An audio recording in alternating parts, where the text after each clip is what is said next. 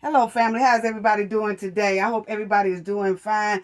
Let's get on Malik St. Patrick Dyer bumper today. Yeah, Mr. You ain't gonna fight back, Quilla. And she said no. So he the hype man. He hyping it up. Yeah, Mr. Malik himself. You ain't gonna fight back, Quilla. Fight back, Quilla. And she said no. So let's get on your bumper today. Yeah, you thought I about forgot about you because I was going through the rest of them, and you probably thought you had escaped that one. No, you didn't. No, you didn't. The Knowledge family is on your bumper. Now, family, Malik was also recording the attack for his buddy Dejanae. Now, Malik and Dejanae are best friends. They are very close. They are so close until Dejanae is Malik's daughter godmother, allegedly. Dejanae is his daughter godmother, allegedly, okay? But there's some good sources out here that says Dejanae is his daughter's godmother, okay? And also, family, Malik is a drunk. I don't know if y'all knew it or not, but Malik is a drunk. Yes, he is. He's a thief also, and he a sugar booger head, okay? Yeah, all that done came up in his background, and we're going to talk about that in a few minutes, okay? Now, first of all, Malik is a resident of Hartford, Connecticut. And when Dejanae was living in Hartford, Connecticut, you know Dejanae done been bounced around all over, but she landed in Hartford, Connecticut at one time, and that's where Malik was, and that's how they kind of got close, and started hanging out together and everything. But Dejanae was Malik's protector. Yes, she was. Malik couldn't fight, family, point blank period, okay? Malik can't fight.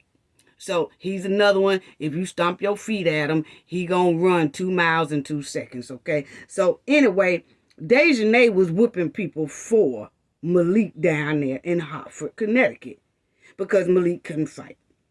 Now, Dejanae, as we know, family, she's known for attacking people.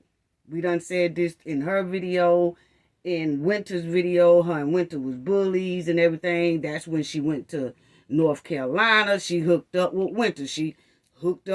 And then they started bullying people, okay? But Dejanae always had that type of bullying in her. Dejanae thinks she's the baddest thing walking, family. And I think we kind of all seen someone like that, grew up around someone like that, but that's Dejanae. So Dejanae would fight for Malik. It don't matter if it's a guy or a female. She will fight you, okay? Point blank period. Okay, now, she thinks she's the baddest thing walking. That's until she meets her match. And evidently, Dejanae have not met her match yet. So, but like we said, she don't go to anybody that she think that will give her a round for her money. She always messing with people that she know that she can kind of bully and attack, and it's going to be an easy motion. You know what I'm saying? Like, it's going to be an easy task for her. She ain't trying to really look for a challenge, because if she was looking for a challenge, she would have been ran through one by now. Anyway, okay? So now, if y'all, I don't know if y'all ever lived in the hood, some of our viewers and subscribers, but let me tell y'all, I don't know if you ever lived in the hood or not, and y'all who have, you most likely have seen a female in the neighborhood or in your family that will fight a female or a male. Okay, point blank period. And that female will put a whooping on some females, and they'll put a whooping on some males. Just like a man. Okay? Almost like Baby D in Friday. Y'all remember the movie Friday? For the ones who have seen that movie Friday by Ice Cube, he had a chick in there called Baby D. She was always running to her sister's protection. You know, she was the one that'll, you know, throw hands with a guy and throw hands with a girl. Okay, that's Dejanae, baby D. Okay, yes, it is. Okay, so now these type of females here would just throw blows like a man.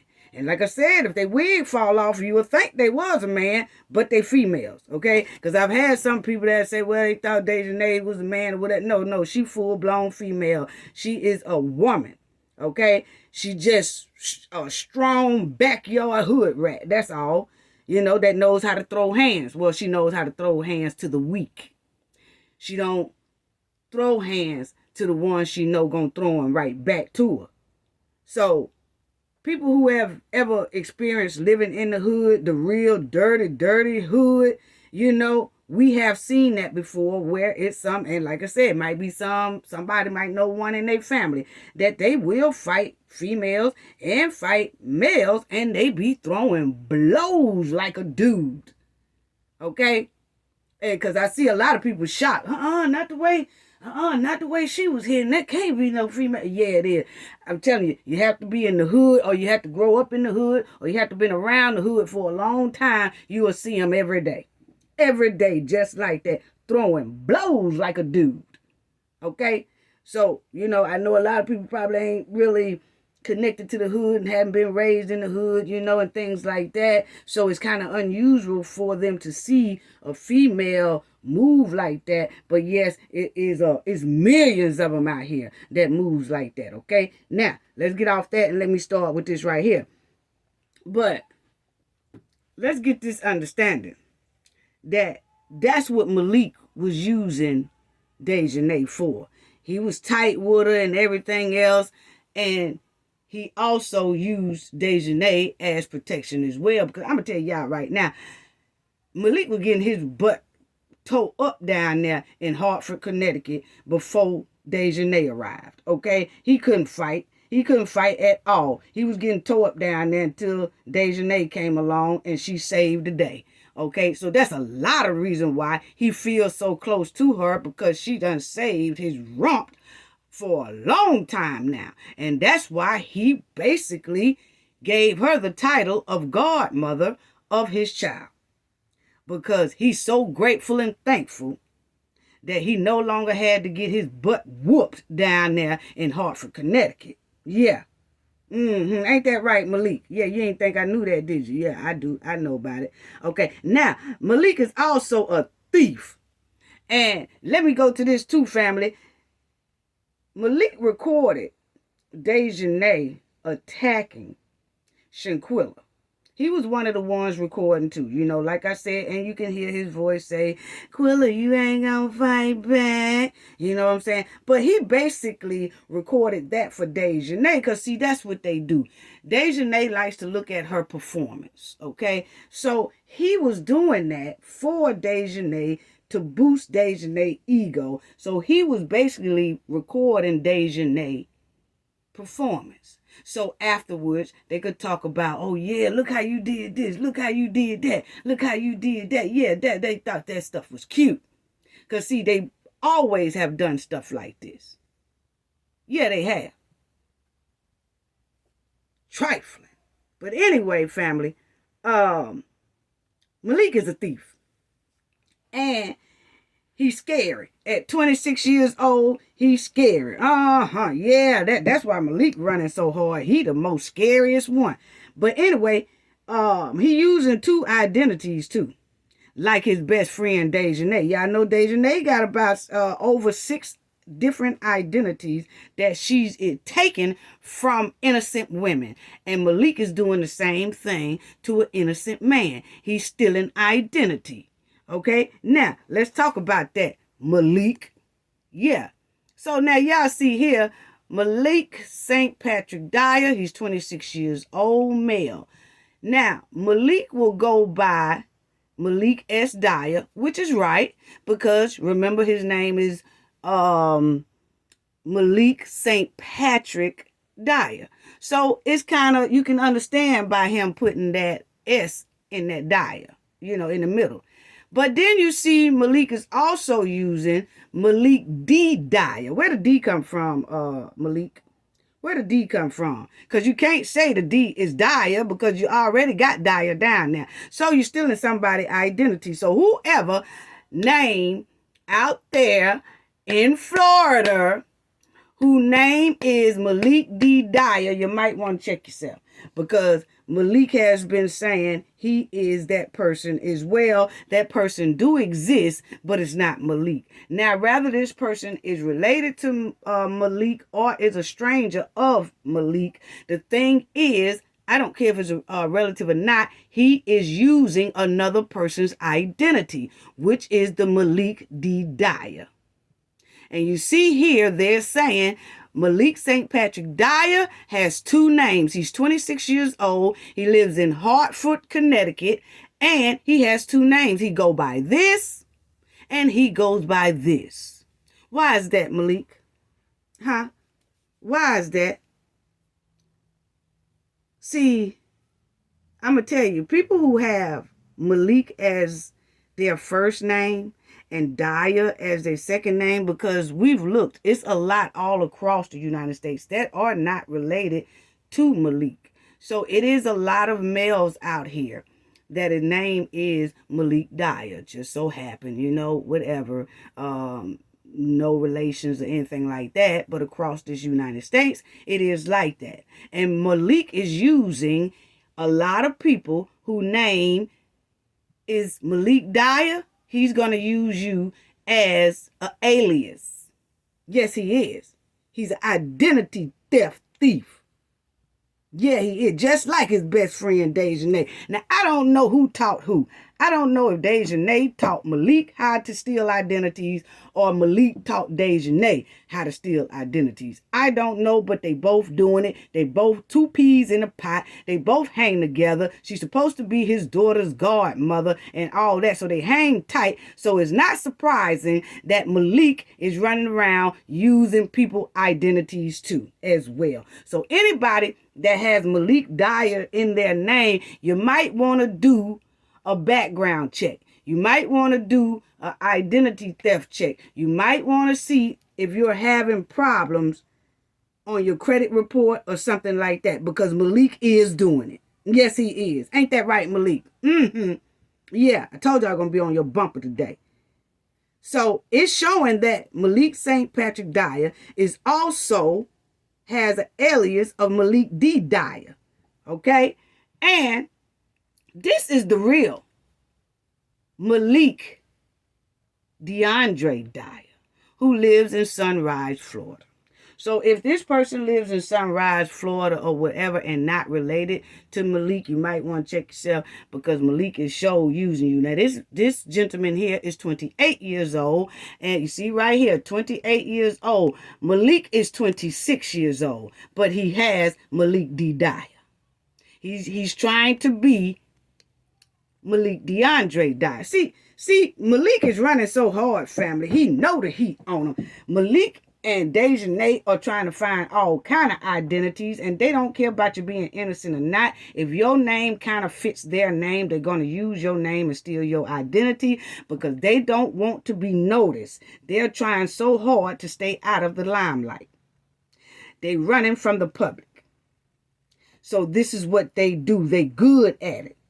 Please believe me when I say they're good at it. So people might want to check themselves who have these type names, because this has not came up with the other Cabo demons, but Dejanae and Malik. And those two run like two peas in a pot. Yeah. So why is that, Malik? Why is you using this man that's 28 years old identity that lives in Sunrise, Florida? Now, like I said, I don't know if this here Malik DeAndre Dyer is related to Malik, but it's not showing that on our checks, okay? It's not showing that at all. But if so, then still it's wrong. It's against the law. You are not supposed to use nobody else's name as your own name. Point blank, period. So him and Dejanae running around here doing the same thing together. Because she was using innocent women and still using innocent women names, stealing identities. And that's sad. That's real sad. So, anyway, family, I just want to show y'all that Malik ain't only a drunk. He a thief, okay? Now, Malik, like I said, not only that thief, he a drunk. And he had DUIs all over the place. He be driving drunk. He also sugar booger head and all that. Now, let me show y'all this right here. Look at Malik Dyer. Look at Malik Dyer, family. Let's look at Malik Dyer. Yeah.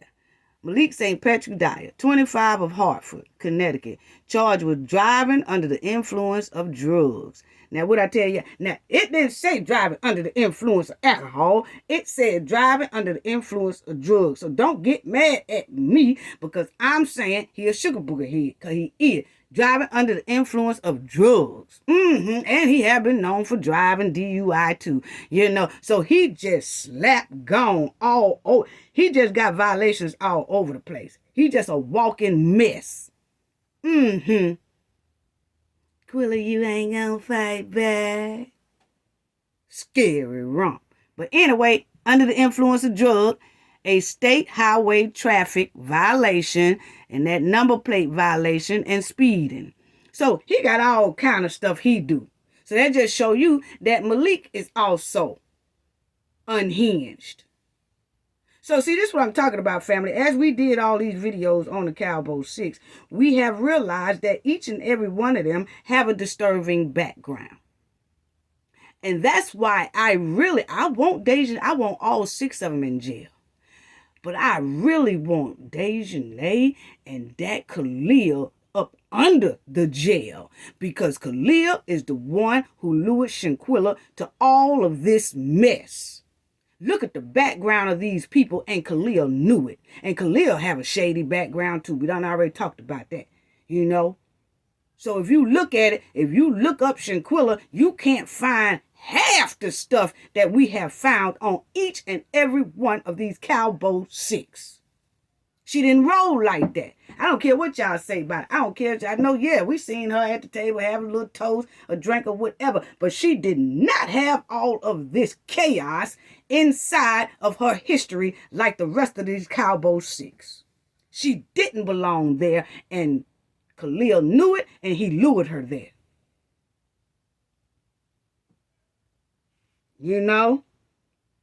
It pissed me off. It really do. Because you have to think about it, family. And for the ones who this your first time joining us, you have to go back and look at the other videos of each Cabo 6 to understand what we are saying. But this is sickening. Because each one of their backgrounds was terribly disturbing.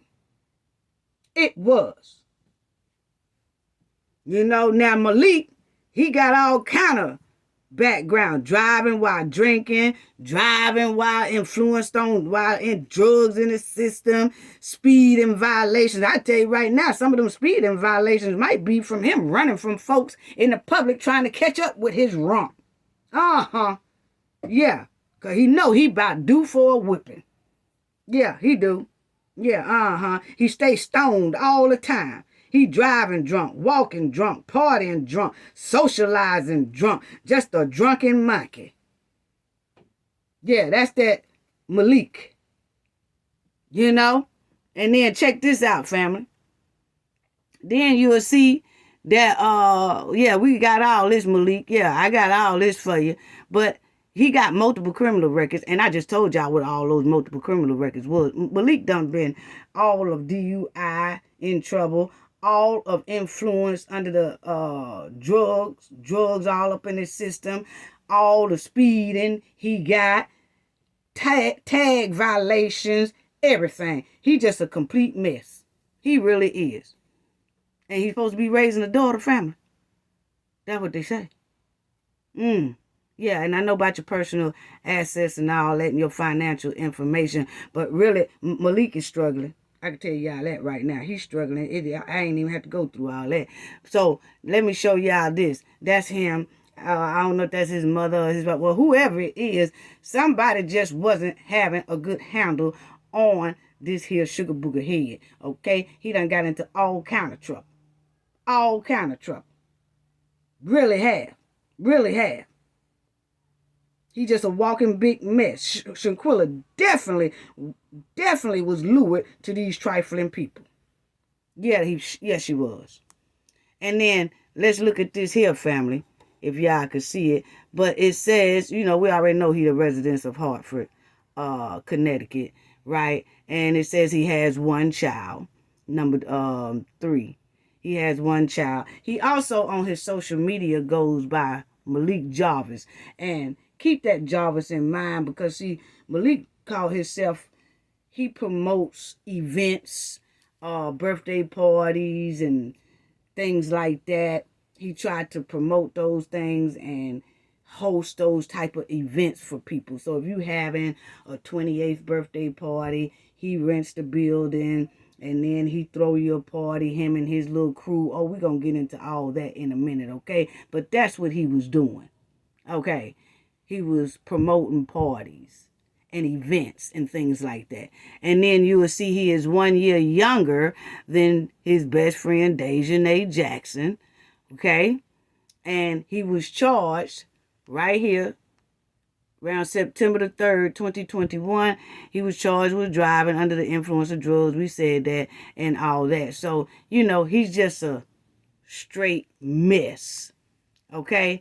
And then you will see, y'all remember when he wrote this. You remember when they came back from Cabo, Mexico, after attacking and deleting Shanquilla, he came back on U.S. soil and did a tweet and said to Dejanae, I love you, best friend for life. I got you 100%. Okay? So he was letting Dejanae know then that he got her his secret. He'll never tell what happened. He got her back 100%. Okay? These are the type of people that we dealing with here, family. Really. Really. That was Malik. Okay? And like I told y'all, he feel that much loyalty to Dejanae because Dejanae have kept a lot of people off Malik's ass, basically. So that's why he feels such that deep loyalty to her. Yeah. Yeah. Oh, can't fight Malik. Yeah. But anyway, right here, that's that Malik Jarvis. That's what he used in his events. And he got down here, he's single. I wonder why. He said he's single because don't nobody want to deal with no drunk all day who drive all over the city drunk and stay high all over the city, speeding all over the city, getting tickets everywhere. If he doing all that in the streets, family, he definitely out of control behind closed doors. Think about it. It's no telling what they did to Shanquilla off camera because Malik is out of control. He's a drug head, sugar booger head, and all that. He out of control. Nazir is out of control. Nazir have a history of SAing people. You know what I'm saying? And then Dejanae is out of control. Winter is out of control. Khalil is out of control. And Elise is out of control. It ain't no telling what happened after that camera went off down there in Cabo, Mexico, after they was attacking Shanquilla. Can you imagine how they did the cover up of that crime? Because look at all of their backgrounds and how devious their backgrounds are and how cold-hearted their backgrounds are and how they like to stay high and all that and drunk. See, a lot of people wanted to throw off and say Shanquilla was drinking. We want to know how far her toxicology,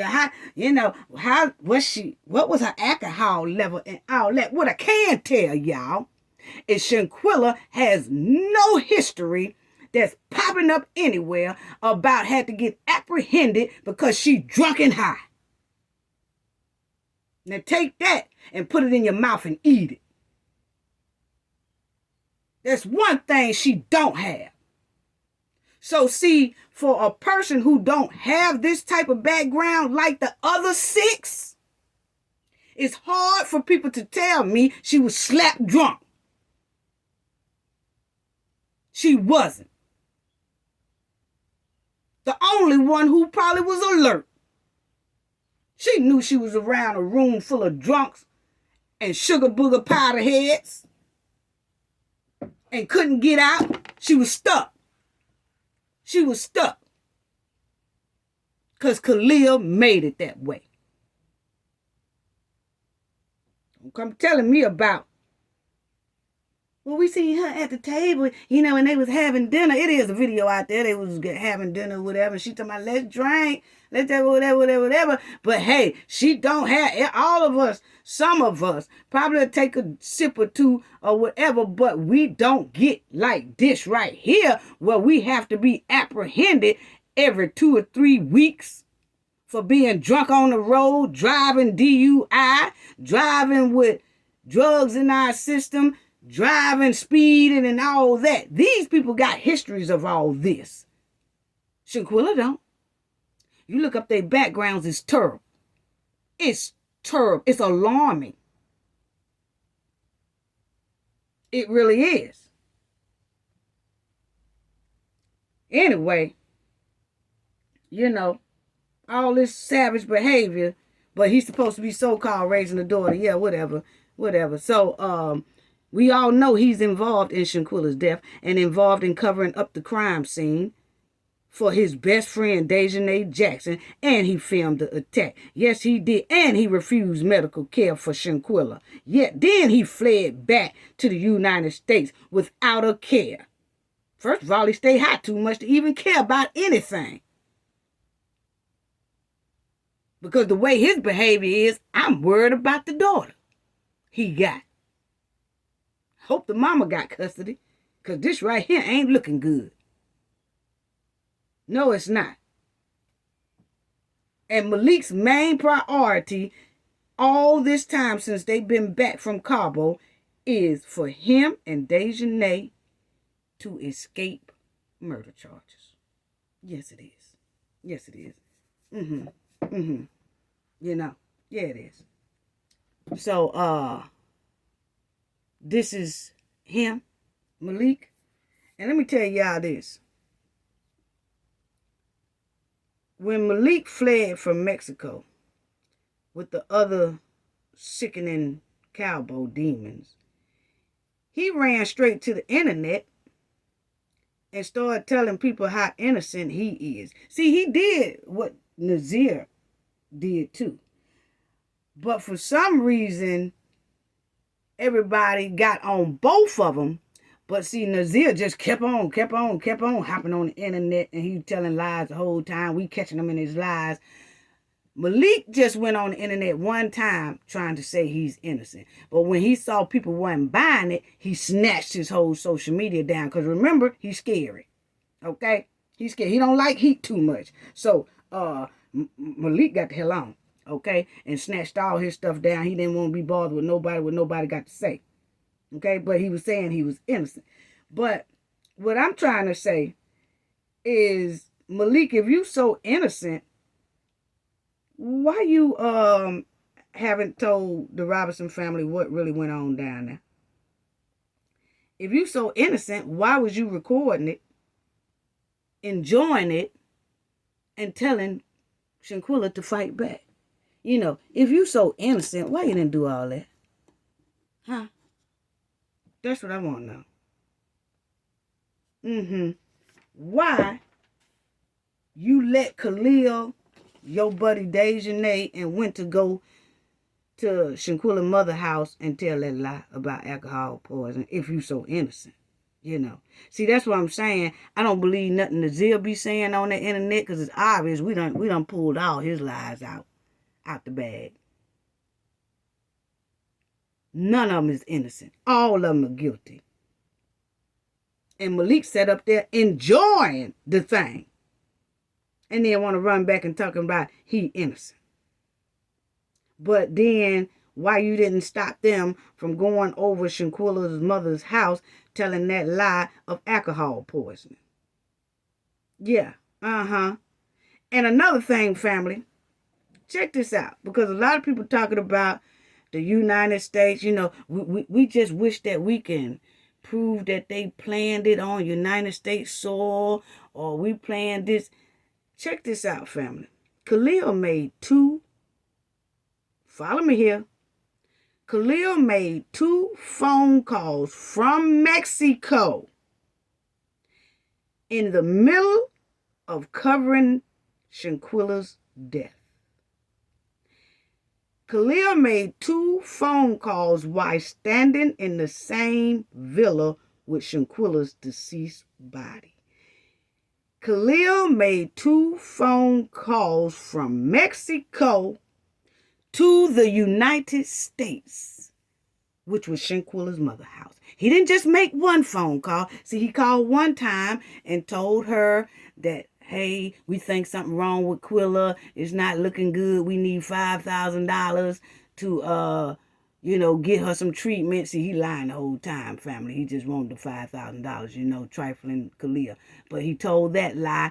He made a direct connection from Mexico to United States soil, North Carolina. That should be enough to connect this case with Mexico and the United States. See, that's where he messed up at. He shouldn't have made a call to the United States. Then you could say, well, now we're trying to see if they planned it on United States soil or what did they do. Hey, Khalil called United States on a phone line. He called a United States number from Mexico, which was Shanquilla's mother's house at the time of the scene was going down. That's a connection right there in itself. For Khalil, definitely. So don't come telling me it's no connection to the United States soil,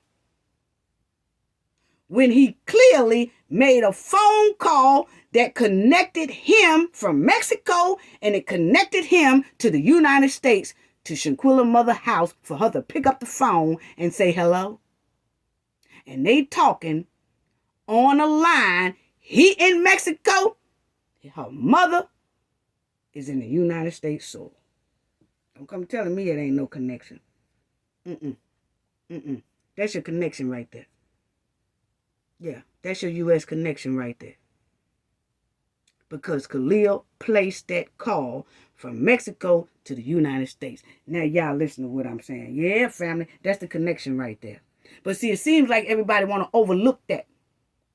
It seems like either they accidentally mix it, like missing it, or they purposely missing that point. But like I said, this is not a family over here. We do a lot of research and a lot of looking. Let me tell you right now, that does connect Mexico and the United States to this crime. Because Khalil called from Mexico while standing slap dead in the middle of that villa with Shanquilla deceased, battered up body, and he made a phone call that touched the United States soil. Yes, he did. Yeah. So anyway, Malik, he do planning party businesses, and he a struggling bandit, of course, you know what I'm saying. But he does the party planning, and what he do is he is an event promoter.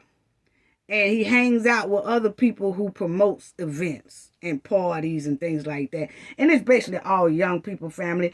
And I checked it out. I looked at it and all that. I'm not trying to promote these folks' mess.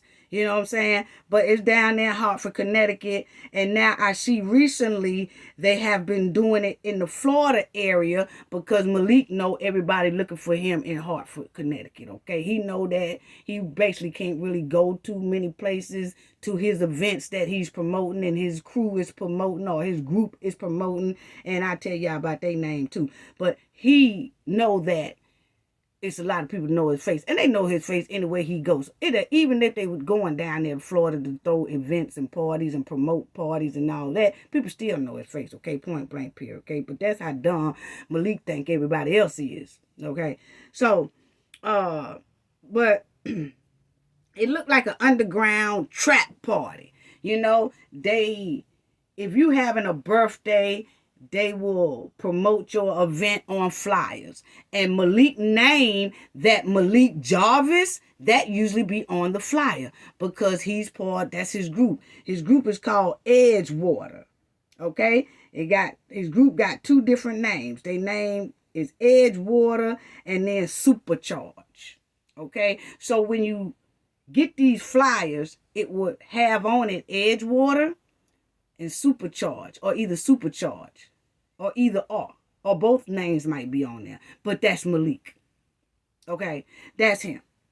That's him. And every little party that I looked at that they had, it looks like they rent a building, but it give you that vibe of an underground trap party. You know, like underground savage party. It's real hood. You know. It's not like they promoting events for anniversaries where you have to sit the place up real nice. They not doing it like that. Okay, like weddings and things. No, they not doing that. They doing the ratchet underground trap basement parties. Okay, that's what Malik promotes around there in Hartford, Connecticut. Him and his friends, but the group is called Edgewater. Or they'll go by, the girls will have some type of logos on their back that say Supercharge. Yeah, so that's what they do. And they be all on flyers. So if you're down there in Florida or in Hartford, Connecticut, and you get some of those flyers and it says Edgewater on there, that's Malik. If you down there in Hartford or Florida or wherever they trying to promote and do all these events and stuff like that, the flyers will have Edgewater or Supercharge. Yeah, ain't that right, Malik? Yeah. So now most likely Malik is still a part of this thing, but I don't think he goes to those events. He used to attend all the events that they promote for people. But after this thing with Shanquilla, you will still see flyers that have Edgewater on it or Supercharge on it.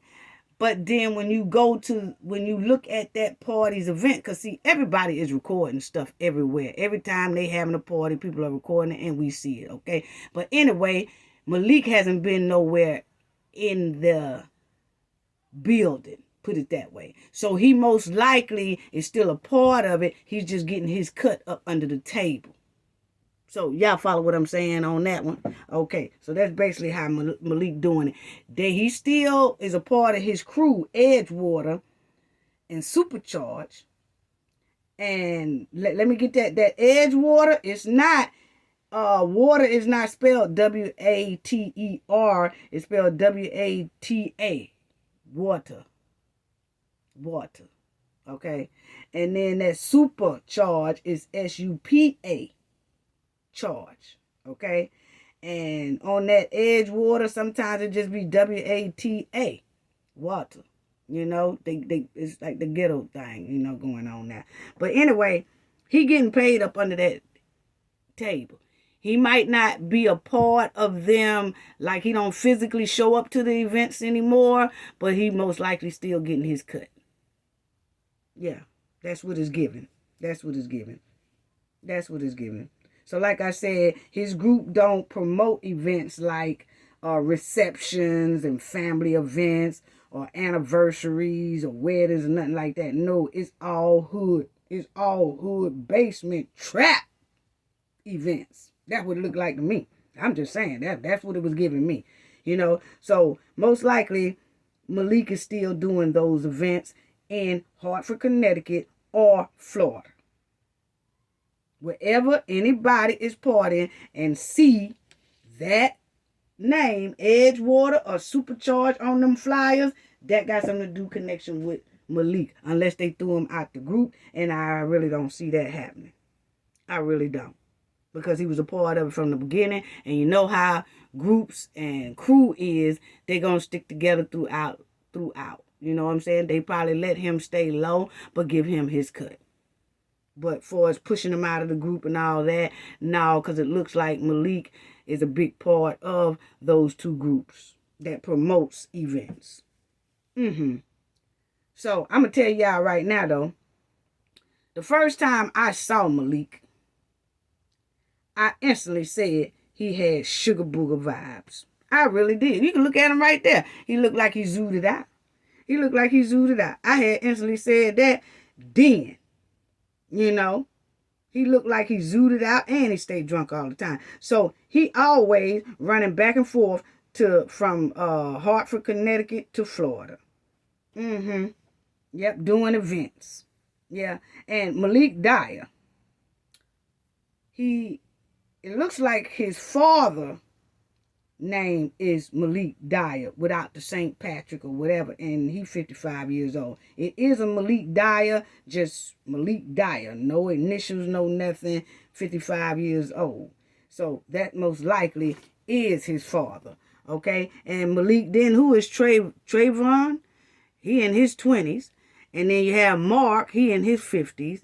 Then you have Calum in their 20s, Khalim, whatever. Boy, I tell you these names. And then Sandra, she in her 50s. Sedana in her 20s. Yeah, see. Then you have another Mark in his 30s. Then you have Tanya in her 50s. Dean in the 30s.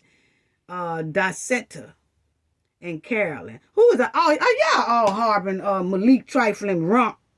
That's what I want to know. And I know y'all all heard Malik ask Shanquilla, "You ain't gonna fight back, Quilla." What did y'all say about that? All these people I just named, what did y'all say about Malik trifling behavior down there in Cabo? That's what I want to know. What did y'all say? What did y'all say? Because I really want to know. Because y'all harboring Malik, who is an accomplice to murder. Yes, he's an accomplice. All six of them. All six of them. Dejanae wanted. She's a fugitive from Mexico. Now, we the people need to know about the Cabo 6. Where are they? Because they are a danger to the public. And this is why I keep doing this. Because people have to understand. This ain't just about telling y'all who they all are and how trifling they are and their history is just terrible. This is also to help our community all across the United States, people out here in the public, stay safe because these people are dangerous. They will strike again. This is a lot of reasons why I'm doing it, because if the FBI and all of them are not going to pick these people up, we know for a fact these are murderers out here, and we have to stay alert and keep our kids alert. Point blank, period. Because if we don't know who they are and where we think they might be and all that, it's going to be a lot of people in a world of danger. Because they will strike again. They can run into our loved ones in any second now. In the club, y'all just heard me say Malik is actually a club promoter, an event promoter. So can you imagine your kid going to one of these clubs and something happened to them and they don't even know who Malik is? They don't even know that if they pick up a flyer and it most likely have Edgewater or Supercharge, Malik might have some dealings with it. See, we got to educate ourselves because, see, this right here is very dangerous. Because there's a lot of us that have family members right now that busted the club wide open. So you never know when you're going to run into these jokers. And it's just, we have to keep ourselves safe. We have to try to keep the public safe. This is not picking on Cabo 6, but we know what they are about. We know what they did. We saw what they did. It's terrible. They need to be off the street and in jail. So we got to watch our own backs. Because don't look like nobody trying to apprehend them. No, it don't. But anyway, Malik a drunk, y'all. That thing right there is a pure D drunk. Yes, he is. Everywhere he go, he drunk. Dope head. So make sure everybody, y'all tell y'all family, and make sure that y'all are all alert about the Cabo 6. You know, just because we know about the story, that don't mean that our kids don't need to know about the story, because I've already told all of mine. And they know if they go into any store or anywhere, they know what they would look like. Yeah. Unless they come over here and them dashikis. But anyway, I'm on y'all bumper Cabo 6. Now let me show y'all Accomplice. Because see, a lot of people don't know, hold on. A lot of people don't know about Accomplice. You know, because, let's check that out.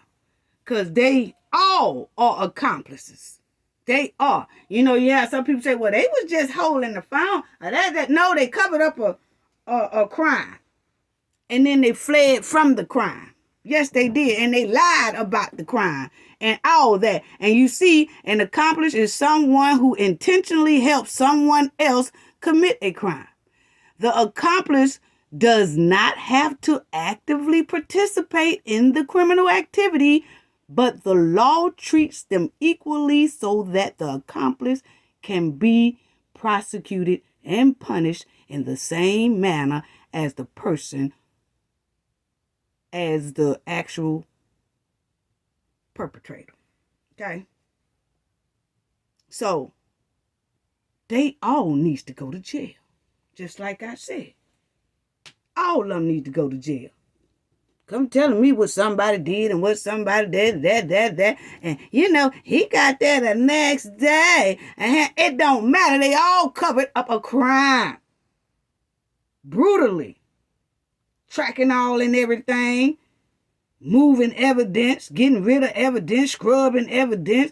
Hairing up and getting up out of Cabo. They all are accomplices. And that's what you get for being an accomplice. All of them is guilty. Yes, they are. Point blank period. I don't care what y'all say. I really don't.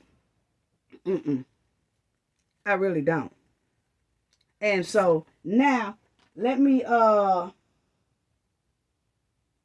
do this right here, because I want y'all to see this too, because let me show y'all this. They did this march here for Shanquilla, right? And I want y'all to see, didn't many people show up for this here march? And I was kind of hurt to see that this here was like in February. And no one really showed up for that march, and that was there in North Carolina. And you had, they said probably about 100 and something people showed up. But people in North Carolina, y'all have to really, I know they say there's a lot of people that's scared, frightened to speak out because of the high position some people have in North Carolina that's scared, that's putting fear in the public about Shanquilla's case, because see, they don't really want this case to go anywhere in North Carolina, because you already know who's all connected to this thing. And it's a lot of people with high, powerful positions, okay? Put it that way. And if you look at my Elise video, you will understand where I'm coming from. Point blank period, okay? But I was very disappointed to see that they had this march in February here for Shanquilla, and it was just about probably like 100 people showed up at the max, and most of them was family and friends. Okay, it wasn't no hard hit turnout, and I really do think, and a lot of my team was saying, it's because a lot of people didn't even want their face to be shown, because they didn't want to be kind of put in it. They don't want anybody putting any more fear in them about shutting up about Shanquilla's case. And that's sad. That's why I said this case really might need an outside investigation. Really. So they're supposed to go in March, May 19th, going to the White House. And I'm quite sure that will be a bigger crowd because it's not in North Carolina. See, we'll be able to tell. See, we watch stuff like that. Check it out, family. That march going to be March 19th. We're waiting to see how thick that crowd be. And we most likely know it's going to be very thick because that's outside of North Carolina. So the people are not really scared. But when you do it inside North Carolina, not many people want to be shown. They don't want to be seen because they know that the news cameras and things like that going to be out there. And they really don't want their face out there because after that, they scared that they might be threatened. And this is not something that I'm speculating. I've had people say that. It's a lot of people. I have some connections over there in the South Carolina, North Carolina area. They are saying it's a lot of fear going on because of the powerful people that Elise have surrounding her. Point blank period. That's why this thing need to be an outside investigation. I'm sorry. And what these people was doing was they were sending pink letters to the White House asking them for justice for Shanquella. So they was all lined up, and you see the mailbox here that they all had pink letters, and they was dropping the pink letters. So it was like 100 letters went into the mailbox and shipped off to the White House asking them for justice for Shanquella. Okay? So let me show y'all this because this is the last thing, and then I'm going to close out.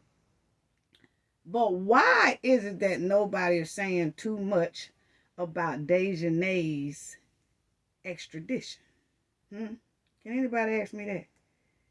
Why are we not hearing too much of Dejanae extradition? Because see, she's supposed to be extradited, right? Yeah, she do. She's supposed to be extradited. Yeah, so see, the United States said that they're not going to file any charges, right? Well, Mexico done already sent some paperwork to the White House asking and saying, if y'all don't want to take this case, we want her extradited back here. But so far, we hadn't heard nothing about that. I wonder why, family. Let's go through that right now, okay? Now, you will see here, a citizen can be extradited to the United States. Now, I know that y'all know all this, but I'm doing this for a reason because I want y'all to know about all this so people won't be feeding everybody different stuff, okay? So that's what the Knowledge family do. We look and research, okay? So the answer is yes. A United States citizen can be extradited to other countries in order to be charged with alleged crime.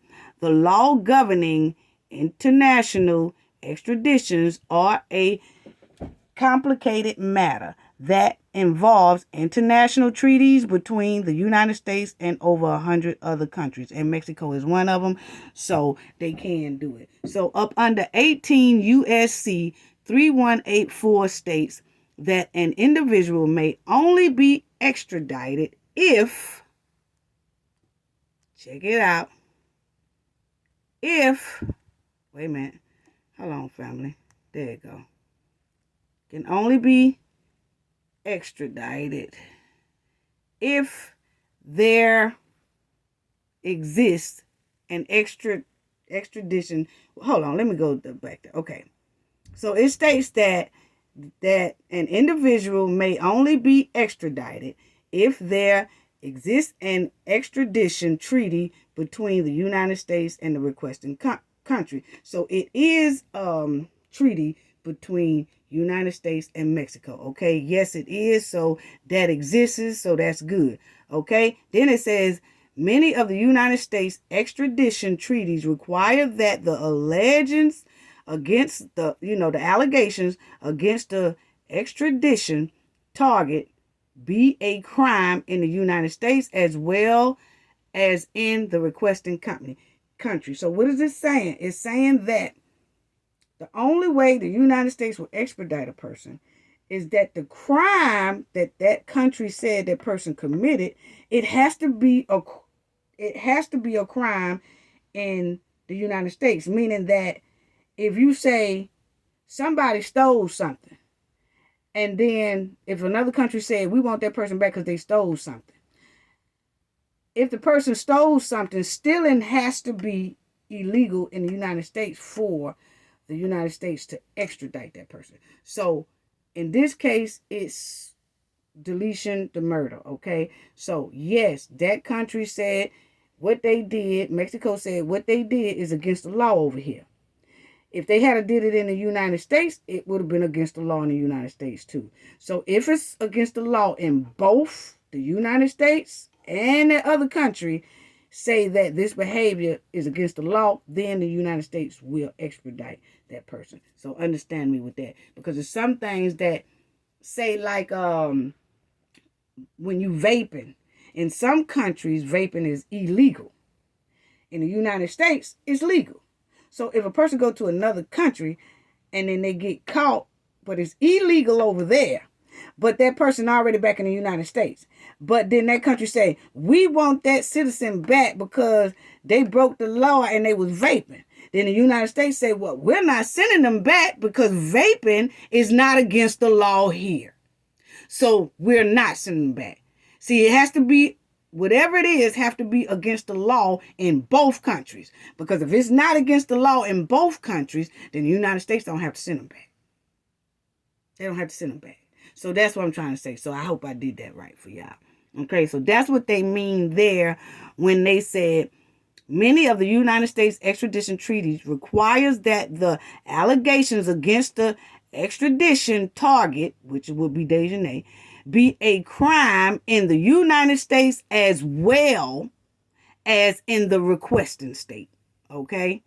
So requests for the extradition are managed by the state. It's managed by the state's justice system. Okay? And then it also says, let me get there. Okay. To begin the process, the requesting country will reach out to their embassy in Washington, D.C. in order to make an extradition request to the Department of State, who then requests the U.S. Attorney in the district where the target is located in order to begin the extradition proceeding in the federal courts. Did y'all catch what that just said? Huh? It says, this is why I feel it's no, North Carolina decided not to press any charges against the Cabo 6. You know why? Because if they had pressed charges or held the Cabo 6 liable, they would automatically then would have had to extradite Dejanae. And we can't let them do that, right? According to Elise side, because that means Elise goes down too. So if they had opened up and said, we're charging the Cabo 6, that makes Elise have to go to jail. And what do we say? Most likely, it's a lot of people in North Carolina protecting Elise from going to jail. So the only way to protect Elise from going to jail, because if we say the Cabo 6 is guilty, Elise goes to jail, and Dejanae now is liable for extradition. And they don't want that. You see right there. It begins the process. Once that country requests, which Mexico has already did, that's when Shanquilla's family lawyer has all her and Ben Crump sent all the documents from Mexico to Washington. And it had in there, Mexico said, if y'all don't want to handle the case, then send her here. So that's when they said, oh, we investigating it. And then they said, well, it ain't going to be no charges. So if it don't be no charges here, then they really don't have to extradite that person back to Mexico. Because according to the United States, they didn't do anything worth being charged with. Okay, so that's why they're having that March 19th, to try to get Biden to overturn kind of what North Carolina said about they don't see enough evidence. It's plenty of evidence. Y'all just want to turn your head to the evidence because there's something going on where Cabo 6 is being protected. And we already talked about that. Point blank, period. So that's what it says. And then, so you'll see, I'm going to read it again. To begin the process, the requesting country will reach out to their embassy in Washington in order to make an extradition request to the Department of State, who then requests the United States Attorney in the district where the target is located in order to begin the extradition. That was North Carolina. And that's why they said no. Okay. The federal court will then review the evidence submitted against the target. And if significant, will issue a warrant for his or her arrest. So if the DOJ had said, we are pressing charges against Cabo 6, it says right there, he or she would have automatically, which is Dejanae, they would have issued a warrant for her, and she most likely would have been going back to Mexico. But by them denying it,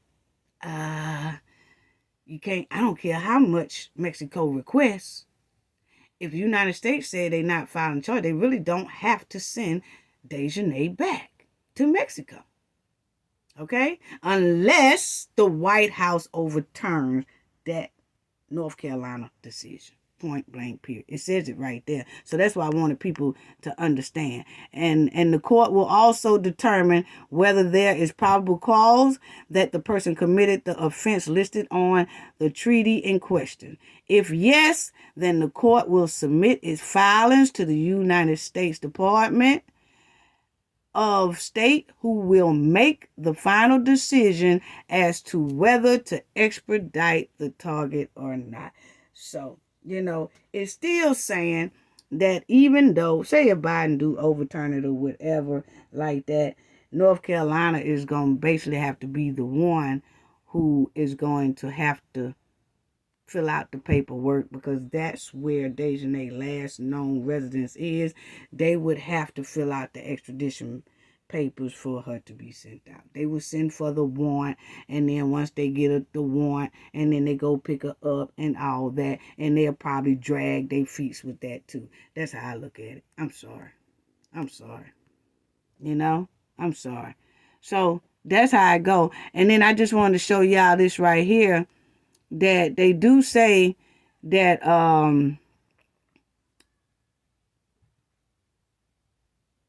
you know, Mexico and the United States do have a treaty, but they say that the United States drag feet when it comes to the United States sending their citizens to another country because of how other countries, their legal system is very harsh, and it's not like ours.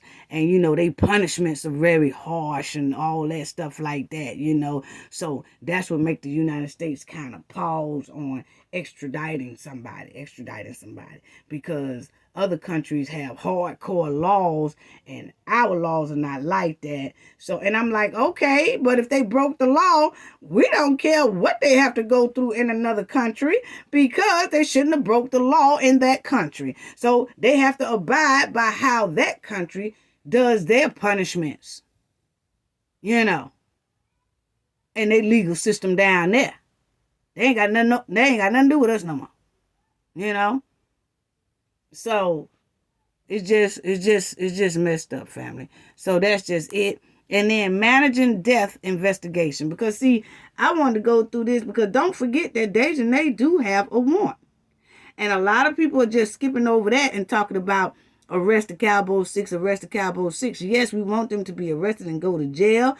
But I think the main thing that will bust this case wide open is if Dejanae hurried up and get extradited to Mexico. Once she get extradited to Mexico, all the worms in the can gonna fall out.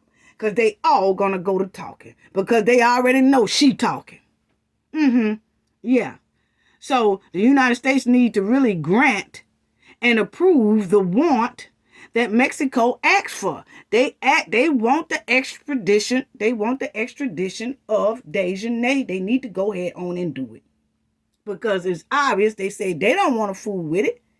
That's what they said, last week or 2 weeks ago. They don't want to fool with the Cabo 6. So let Mexico handle it. That's all Mexico said. If y'all don't want to handle it, let us handle it. And that's what they're supposed to do because the United States and Mexico have a treaty. Now, what's going to mess around and happen to me, my opinion, is that they're going to mess up this here treaty thing because Mexico is saying it's supposed to go like this because we got a treaty. But if it don't go like that, and then say if the United States wants somebody that Mexico got, Mexico gonna say no. And the United States gonna want that person real bad, but Mexico is gonna bring this up. Remember when we asked for one of yours, Dejanae Jackson, and y'all didn't send her? So we ain't sending one of ours. See, that's what it's gonna start falling and balling down to. Yeah, and it's low down. That warrant has been out for 5 months for Dejanae and still nothing. So we can't forget about that. Because I noticed that they keep trying to throw us the Cabo 6. You know, the Cabo 6, as if one main one ain't already wanted. One main one is already wanted at Mexico. And that's Dejanae Jackson. She has a warrant for her arrest in Mexico. Mexico just waiting. They done sent the paperwork to the White House. It is waiting on them to do and agree for the extradition. So what's taking so long? That's what I can't understand. You don't want to handle it here in the United States, but then you don't want to grant Mexico their requests. So this is why I put up managing death investigation, because they say that it's supposed to be a honest and a fair investigation when it comes to any type of deletion, you know. They promised us, you see right up here, Office of Justice Program. They promised us that investigating deletion, they would do the best they can. And a lot of us feel like that hasn't been done. But you see, they say no greater honor will, you know, it's no greater honor than to make sure we do our job at 100%, and we won't throw prejudice. We won't be prejudiced in doing it and all that. But you see that they saying that officers and investigators and all that, they love to be entrusted with investigating deaths of a human being. They say they are dedicated to it, love to do it, gonna do it to the best of their ability. They're gonna do it at 100%, making sure that our loved ones get justice for when they get deleted. And it says it is his or her duty to find the facts, regardless of color or creed, without prejudice, and to let no power on earth deter him from presenting these facts to the court without regarding to personality. So, when it says here that they will do their job regardless of the color and the creed and without prejudice, and to let no power on earth deter them. Do y'all know what no power means? No power means people who have political power. People who have strong power that will try to do a conflict of interest. So it's saying, y'all just seen, it's from Office of Justice Program. Okay, this is our justice. Y'all see the seal. Okay, they are saying they won't let nothing, no power on earth deter them from doing their job properly. But it don't seem that way in North Carolina. Seem like somebody did deter them, because that's why they made this an oath of do not let any power on earth deter him or her from presenting these facts of an investigation of homicide. That means no conflict of interest. You don't let nobody try to come to you and persuade you to change this or change that, or persuade you to make it look like this or make it look like that. No, it's supposed to be their honor and their duty of United States investigation to do it honestly, properly, at 100% to the best of their ability. And for some reason, why are we feeling like North Carolina is not doing that for Shanquella? And I'm quite sure there's other cases too. But it's just that this came to the forefront and we was able to smell some stank up in here.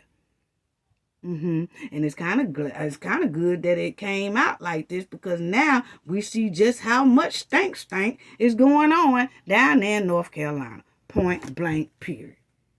And I feel like the parents, Shanquilla parents, need to get an investigator. Because a private investigator, see, it's time now to get a private investigator, for real.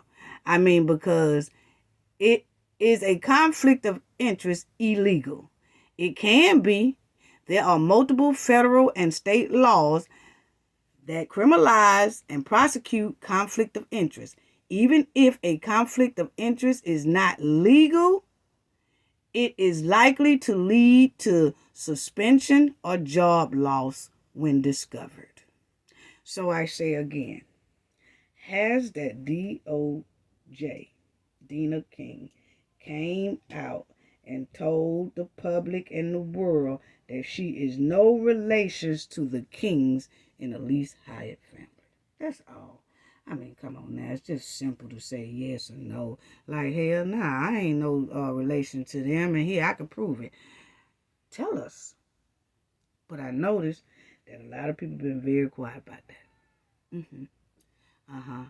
Yeah, and we know for a fact that North Carolina knows. And people are waiting on that question. And it hasn't been answered yet. It really hasn't. So that's why I said private investigator. A private investigator can help in conflict of interest investigations by gathering information and evidence about a possible conflict of interest.